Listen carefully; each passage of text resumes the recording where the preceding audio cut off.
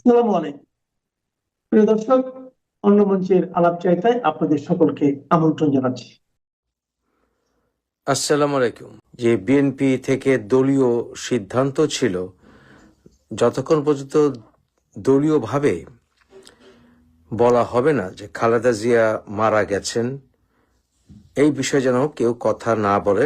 খালেদা জিয়া উনি দুদিন আগেই মারা গেছেন, কিন্তু যা বললাম, যেহেতু পার্টিগত সিদ্ধান্ত ছিল যে এই বিষয়ে আসলে পার্টি থেকে যতক্ষণ পর্যন্ত অফিসিয়ালি কিছু না বলা হবে ততক্ষণ পর্যন্ত কেউ যেন এই কথা না বলে যে খালেদা জিয়া মারা গেছেন। সেই সিদ্ধান্তের প্রতি শ্রদ্ধা রেখে এতক্ষণ আমি এই বিষয়ে আপনাদেরকে আমার কাছে যা তথ্য আছে তা স্পষ্ট করে বলিনি। তবে স্পষ্টত যেটা হচ্ছে, এখন পর্যন্ত আমার কাছে যে সকল তথ্য আছে, সেটা পারিবারিকগতভাবে হোক বা যেখান থেকেই হোক না কেন, খালেদা জিয়া দুদিন আগেই মারা গেছেন। খালেদা জিয়ার এখন যে ভেন্টিলেশন লাগিয়ে রাখা হয়েছে, সেটা কেন লাগিয়ে রাখা হচ্ছে আপনাদের বুঝতে হবে। যে এভার কেয়ার হাসপাতালটা কোথায়, সেটা একটি অত্যন্ত সিকিউর এলাকা।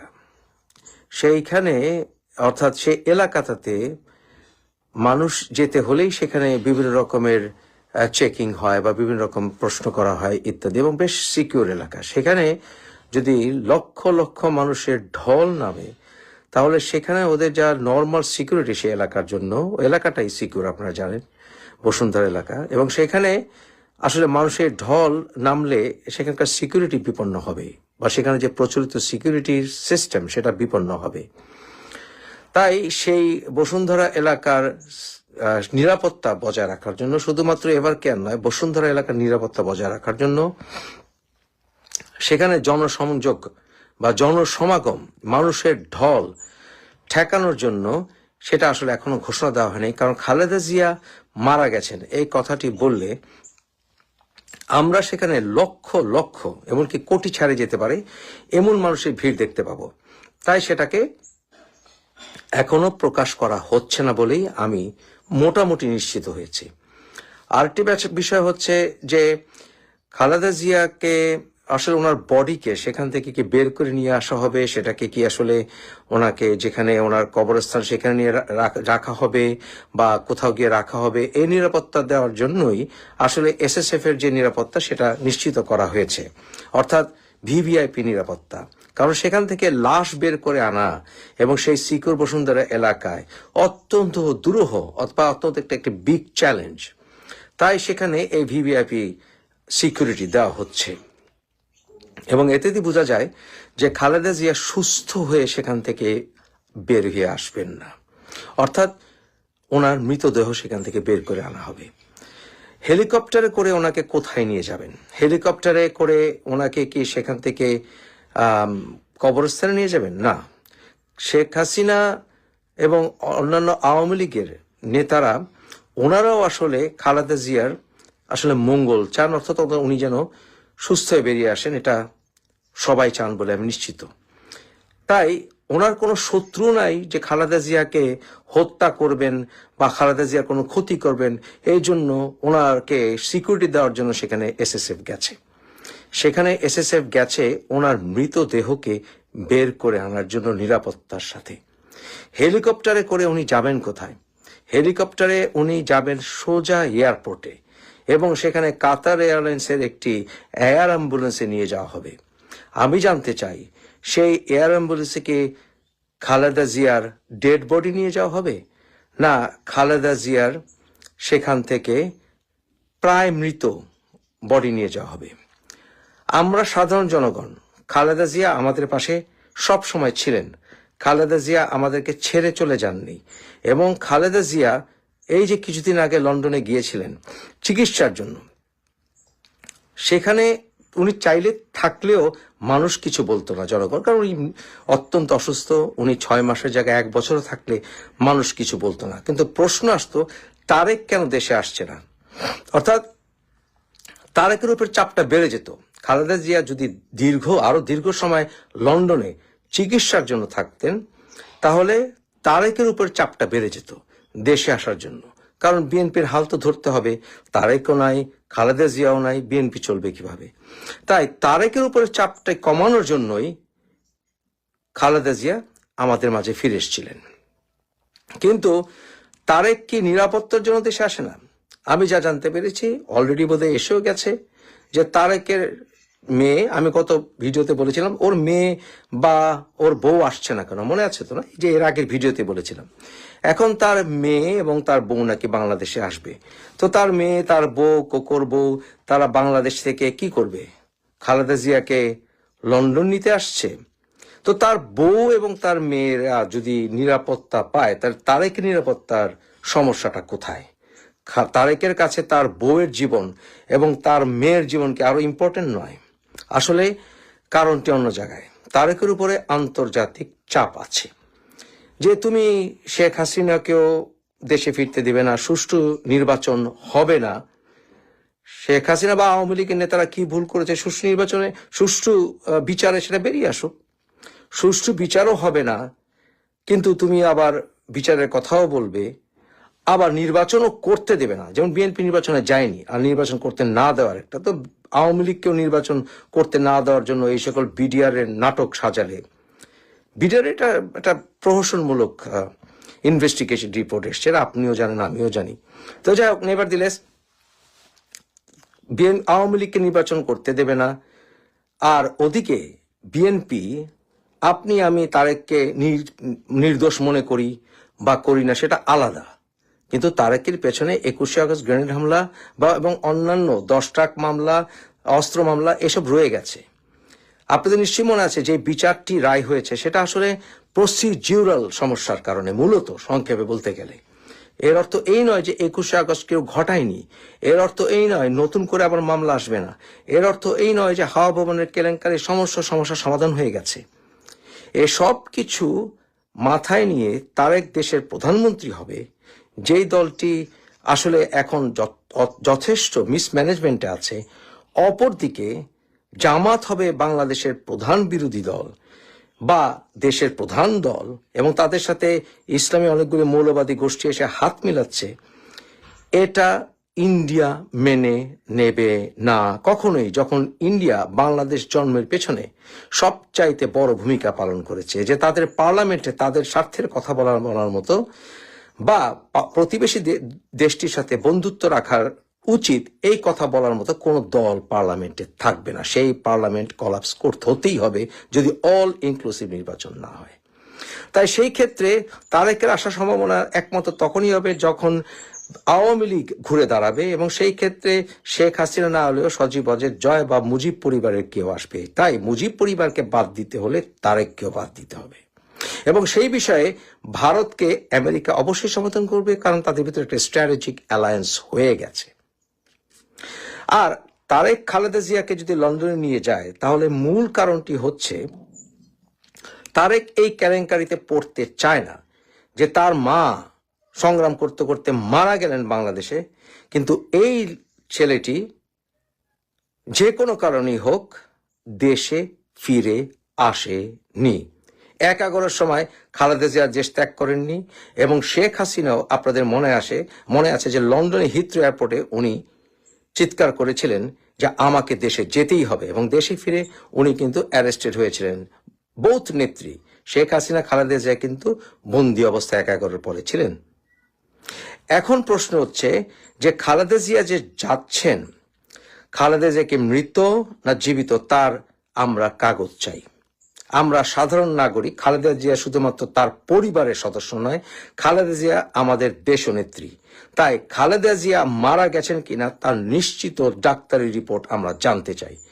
আমরা জানতে পারবো না, আমাদেরকে বলা হবে না উনি গভীর অবস্থায় আছেন, এসব কথা বললে হবে না। খালেদা জিয়াকে দেশের বাইরে পাঠানোর আগে আমাদের সাধারণ মানুষকে প্রমাণ দিতে হবে, সাক্ষী দিতে হবে, স্পষ্ট বলতে হবে, এবং যে নেতারা মিথ্যে কথা বলবেন বাংলাদেশের মানুষ তাদেরকে পরবর্তীতে ধরবে। স্পষ্ট করে বলতে হবে, এবং দায়িত্ব বিএনপির টপ নেতৃত্বকে পরিষ্কার করতে হবে যে আমাদের কয়েকবারের প্রধানমন্ত্রী বেগম খালেদা জিয়া জীবিত না মৃত, স্পষ্ট। যদি আমাদেরকে মেডিকেল কাগজ নাও দেখানো হয়, ডাক্তারি কাগজ, এই কথা বলতে হবে। এরপরে কাতার এয়ারলাইন্সের থেকে আমাদের রিপোর্ট দিতে হবে যাকে ওনারা প্লেনে উঠাচ্ছেন খালেদা জিয়া উনি কি জীবিত না মৃত।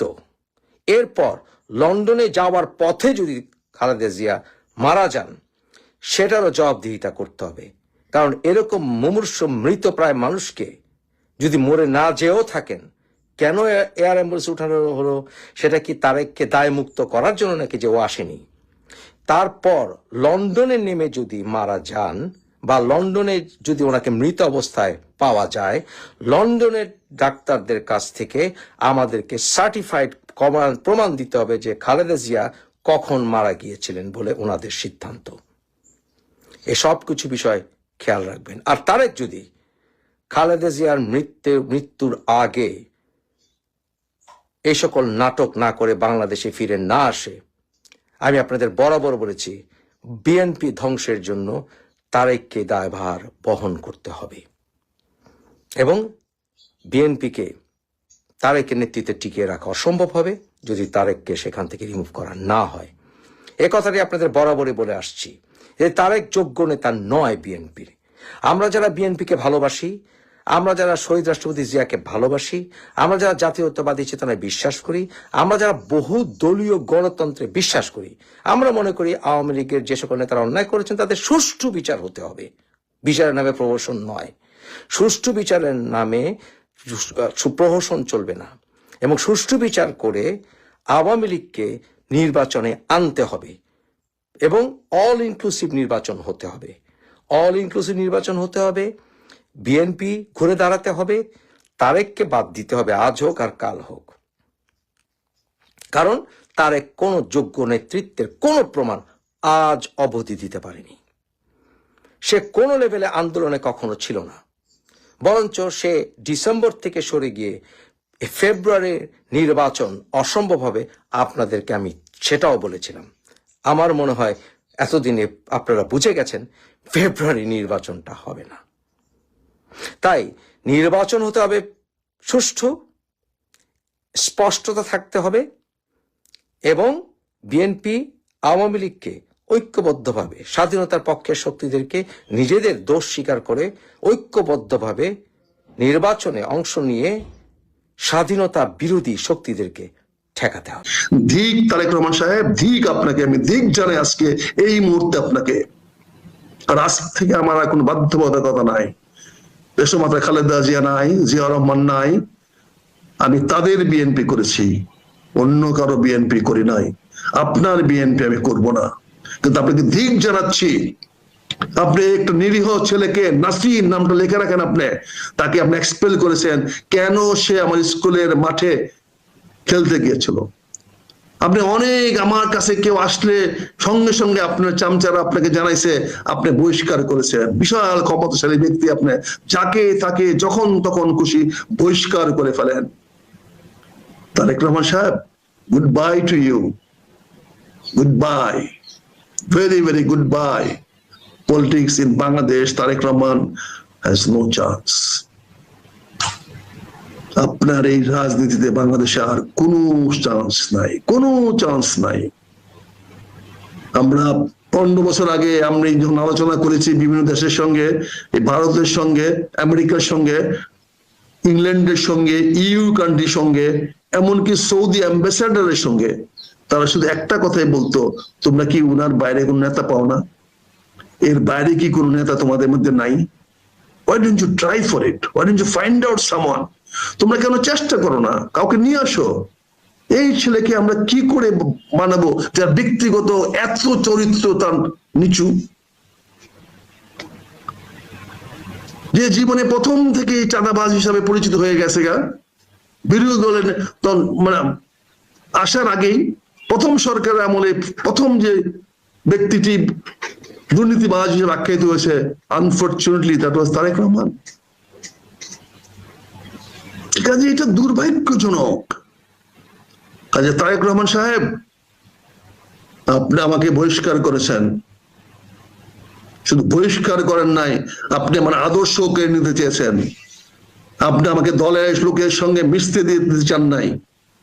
আজ থেকে আমি আপনার বিরুদ্ধে মুখ খুললাম, আমি কথা বলবো, আপনি জানেন আপনি কি কি জিনিস আমার কাছে আছে, আপনি জানেন কোন কোন চরিত্র হননের খবর আমার কাছে আপনার আছে, আপনি জানেন আমি লিখিতভাবে আপনাকে কি রিপোর্ট দিয়েছিলাম যে আপনার বিরুদ্ধে এই অভিযোগগুলো আছে। আমি সেই মেজর আক্তার যে আপনার বিরুদ্ধে আপনার কাছে লিখিত 3 পৃষ্ঠা রিপোর্ট দিয়েছিলাম, মনে আছে তারেক রহমান সাহেব? নিশ্চয়ই মনে থাকার কথা। আপনি উত্তরে খালি বলেছিলেন আঙ্কেল এগুলা মানুষে বলবেই, এগুলো নিয়ে আপনি মাথা কামড়ায়েন না। বুঝতে পারছেন? ভুলে যান না। আজকে তারেক রহমান সাহেব আপনি ভারতকে বাধা দিচ্ছেন, আমেরিকাকে বাধা দিচ্ছেন, একবার নিচের দিকে তাকাচ্ছেন, নিজের দিকে তাকাচ্ছেন? আপনি এত বড় নিষ্ঠুর যে দেশমাতার খালেদা জিয়ার প্রতি আপনার কোন সম্মান নাই, তার কোন আত্মমর্যাদা নাই। আরে মানুষ তো মারা যাবে, এমনি মারা যাবে, কেন আপনি বলছেন না ওনার ভেন্টিলেটর খুলে নেওয়া হোক? আপনি তো সন্তান, এই অধিকারটা আপনার, আর কারো অধিকার নাই। আর কারো কথায় ডাক্তার কোনোদিন ভেন্টিলেটর খুলতে পারবে না, তাহলে তারা মার্ডার কেসের আসামি হয়ে যাবে। যে ভেন্টিলেটর পড়ানো হয়েছে দেশমাতা খালেদা জিয়ার নাকে মুখে, সেই ভেন্টিলেটর খোলার ক্ষমতার কারো নাই, একমাত্র নিকট আত্মীয় বা পুত্র সন্তান ছাড়া বা কন্যা সন্তান ছাড়া। কিন্তু উনার তো আপনি ছাড়া আর কেউ নাই, একমাত্র আপনি পুত্র সন্তান জনাব তারেক রহমান।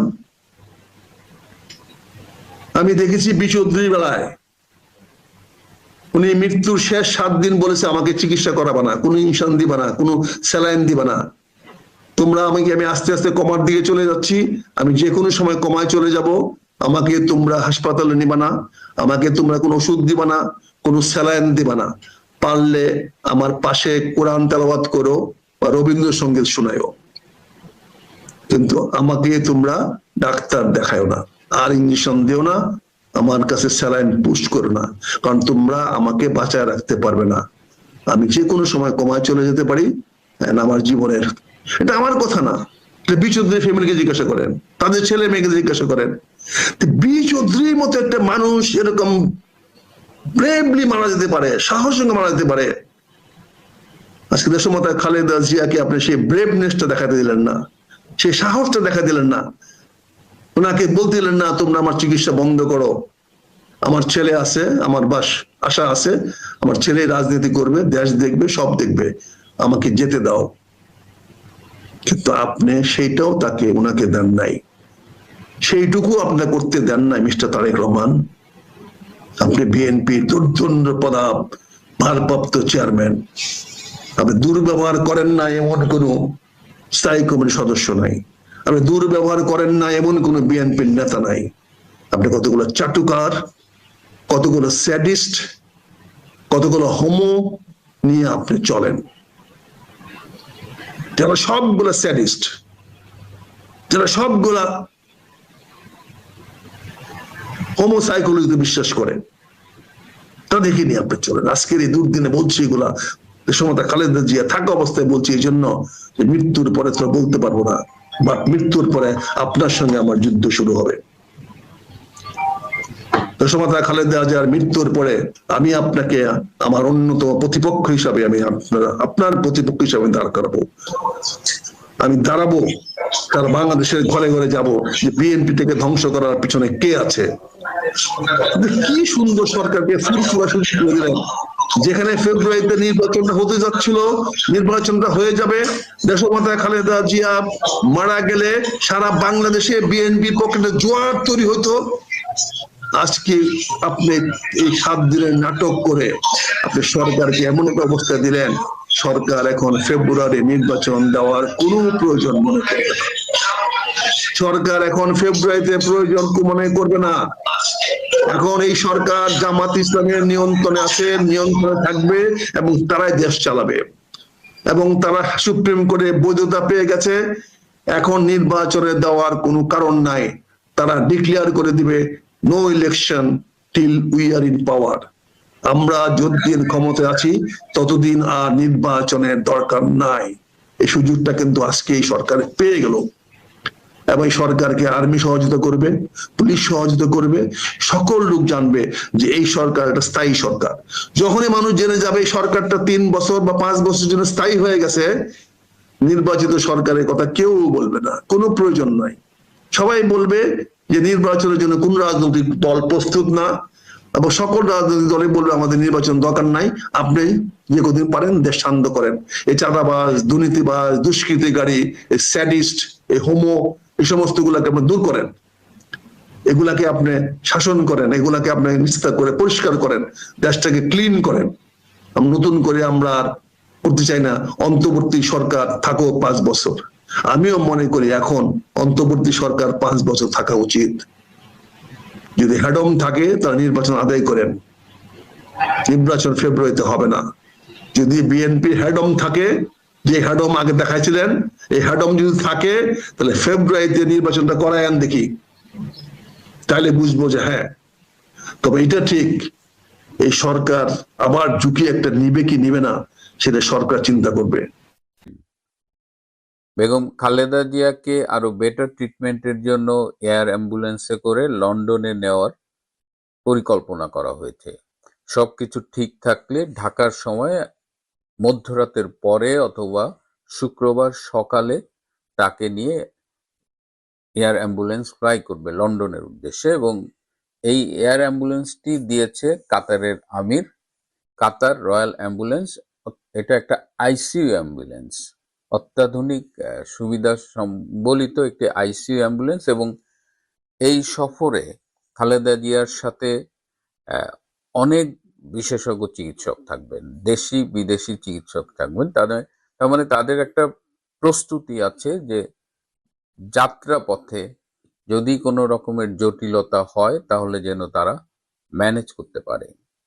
আপনারা জানেন যে গত 21শে নভেম্বর সশস্ত্র বাহিনী দিবসে ক্যান্টনমেন্টে একটি অনুষ্ঠানে যোগদান করার পরে 23শে নভেম্বর বেগম খালেদা জিয়া অসুস্থ হয়ে পড়েন এবং তারপরে তাকে এভার কেয়ার হাসপাতালে নেওয়া হয়। সেখানে তার অবস্থার অবনতি ঘটলে তাকে লাইফ সাপোর্টে নেওয়া হয়। বাংলাদেশ থেকে লাইফ সাপোর্টে রোগী এয়ার অ্যাম্বুলেন্সে করে সিঙ্গাপুর বা থাইল্যান্ডে নেওয়া হয়েছে, এটা আমরা জানি। কিন্তু লন্ডনে এর আগে নেওয়া হয়েছে কিনা আমার খুব একটা মনে পড়ে না। বিশেষ করে ঢাকা থেকে লন্ডন যেতে আকাশ পথে 10 থেকে 12 ঘন্টা সময় লাগে। এই যে এয়ার অ্যাম্বুলেন্সে যাবে এবং অনেক সুযোগ সুবিধা আছে, আইসিইউ সম্বলিত এয়ার অ্যাম্বুলেন্স, কিন্তু তারপরেও সেখানে অনেক জটিলতা তৈরি হতে পারে। বিশেষ করে প্লেন যখন আকাশে ওড়ে অথবা যখন নামে, এই টেক অফ এবং ল্যান্ডিং এর সময় যে এয়ার প্রেসার চেঞ্জ হয়, সেটা এই ক্রিটিক্যালি ইল আইসিইউ পেশেন্টদের জন্য অনেক সময় অধিক ঝুঁকি তৈরি করতে পারে। এছাড়াও আকাশপথে অনেক রকমের এই ব্লাড প্রেসার ফ্লাকচুয়েট করতে পারে, ফুসফুসের মধ্যে পানি জমতে পারে, হার্টের জটিলতা হতে পারে, অক্সিজেন লেভেল ফ্লাকচুয়েট করতে পারে, অনেক সমস্যা হতে পারে। বাট যেহেতু এটা অত্যাধুনিক আইসিইউ অ্যাম্বুলেন্স, তো আমার ধারণা, এবং সেখানে অনেক এক্সপার্ট থাকবেন দেশি বিদেশি, আমার মনে হয় যে দে ক্যান ম্যানেজ ইট।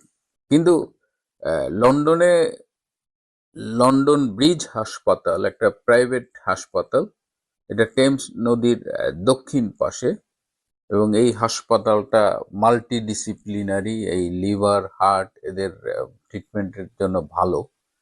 তো সেখানেই খালেদা জিয়াকে ভর্তি করা হবে। যদি সবকিছু ঠিকঠাক থাকে, তিনি ঠিকমতো লন্ডনে পৌঁছতে পারেন, এই হাসপাতালেই তিনি চিকিৎসাধীন থাকবেন। এবং ডক্টর জাহিদ সাংবাদিকদের উদ্দেশ্যে বলেছেন এই যাত্রা সম্পর্কে। ডক্টর জাহিদ দেশবাসীর কাছে দোয়া চেয়েছেন এবং তিনি আশা প্রকাশ করেন যে তাদের ম্যাডাম চিকিৎসা শেষে সুস্থ হয়ে বাংলাদেশে ফিরবে। যদি আমরা ধরেও নিই ম্যাডাম সুস্থ হয়ে বাংলাদেশে ফিরবে, তারপরেও এটি বলা যায় যে তার চিকিৎসাটি দীর্ঘমেয়াদী হবে। অর্থাৎ তিনি যাবেন, কয়েকদিন চিকিৎসা করে সুস্থ হয়ে ফিরে আসবেন, সেরকম অবস্থা ম্যাডামের নেই।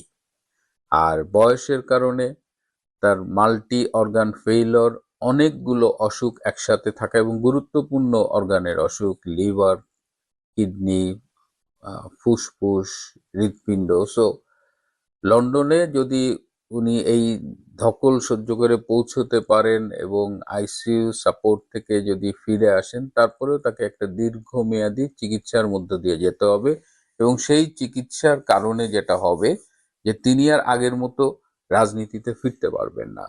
সেই যে মানে রাজনীতির ছোটাছুটি, যে কোনো বিষয়ের তড়িৎ সিদ্ধান্ত দেওয়া, এই বিষয়গুলো তিনি আর পারবেন না। আমরা বলতেই পারি যে একটা দীর্ঘ রাজনৈতিক জীবনের অবসান হলো আর কি। বেগম খালেদা জিয়া শারীরিকভাবে সুস্থ হোক বা না হোক, তার রাজনৈতিক চ্যাপ্টারটা ক্লোজ হয়ে যাবে এর মধ্য দিয়ে। এর ফলে এটার বাংলাদেশের রাজনীতিতে, বিশেষ করে বিএনপির রাজনীতিতে এটার ইম্প্যাক্ট কি হবে সেটা নিয়ে এখন আলোচনা চলছে। একটা বিষয় হলো যে বেগম খালেদা জিয়া যখন অসুস্থ এবং তার অসুস্থতা নিয়ে দলের বিভিন্ন স্তরের নেতা কর্মীদের মধ্যে কথাবার্তা হচ্ছে, তখন খুব অবাক হয়ে লক্ষ্য করলাম যে বিএনপি আজকেও 36টা আসনে মনোনয়ন ঘোষণা করলো, যে নির্বাচনটা হবার কোনো সম্ভাবনাই নেই বলা যায়। যে নির্বাচনের মানে যার নেত্রীর অসুস্থতা নিয়ে সবাই কথা বলছে, সেই সময় এত গুরুত্বপূর্ণ হয়ে গেল এই নমিনেশন গুলো ঘোষণা করা। আমার বিএনপির রাজনীতি নিয়ে কিন্তু আমার খুব সন্দেহ হয় যে আমরা তো শুনেছি ছাত্রলীগের মধ্যে শিবির ছিল, আওয়ামী লীগের মধ্যে জামাত ছিল, বিএনপির মধ্যে কি অবস্থা? বিএনপির এই সিদ্ধান্তগুলো কারা নেয়? খালেদা জিয়ার এই লন্ডন যাত্রা নিয়ে অনেক আলোচনা আছে যে এর মধ্য দিয়ে কি রাজনীতিতে -2 সেটার থেকে -4 হয়ে যাচ্ছে কিনা। তারেক রহমানের রাজনৈতিক ভবিষ্যৎ কি? যদি খালেদা জিয়া এই যাত্রায় ধকল সইতে না পারেন এবং লন্ডনে মৃত্যুবরণ করেন, তাহলে কি, অনেকেই বলছেন যে তারেক রহমান তখন মায়ের লাশ নিয়ে বাংলাদেশে ফিরবেন। আপনাদের কি এটা মনে হয়? আমার তো মনে হয় না যে তারেক রহমান সহসা ফিরবেন কিংবা এই ডক্টর ইউনূসের অধীনে ফিরবেন। তারেক রহমান হয়তো ভেবেছিলেন যে বিএনপি ক্ষমতায় আসবে, তিনি, তার মা প্রধানমন্ত্রী হবেন বা তিনি প্রধানমন্ত্রী হবেন, তিনি হুট করে চলে আসবেন। কিন্তু রাজনীতির যে জটিল আবর্তে তারা পড়েছেন নিশ্চয়ই অনুধাবন করতে পারছেন, এবং সেই জায়গা থেকে বলা যায় যে তারেক রহমানের বাংলাদেশে ফিরে আসাটা খুব সহসা হচ্ছে না এবং এটা খুব সহজ একটা ব্যাপার না। খালেদা জিয়া বা এর মধ্য দিয়ে -2 বা -4 এর যে রাজনীতির কথা শোনা যাচ্ছে, তার চেয়েও আমার কাছে মনে হচ্ছে যে বিএনপির ভেতরে কেউ কেউ কোনো স্যাবোটাজ করছে কিনা। বিএনপির ভেতরের একটা অংশ কি ইউনূসের সাথে হাত মিলিয়েছে কিনা।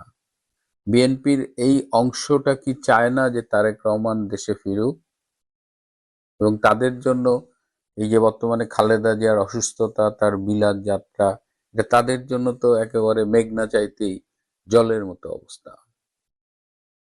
সব মিলিয়ে বেগম খালেদা জিয়ার অসুস্থতা যেমন তারেক রহমানকে একটা অস্বস্তির মধ্যে ফেলে দিয়েছে, তারেক রহমান যে দেশে ফিরছে না, যদিও এই এই অবস্থায়ও বিএনপির নেতারা বলছেন যে এই যে ভাইয়া আসলো বলে, এই সালাউদ্দিন আহমেদ 2-3 দিন আগেই বলছে যে তারেক রহমান দেশে আসছেন।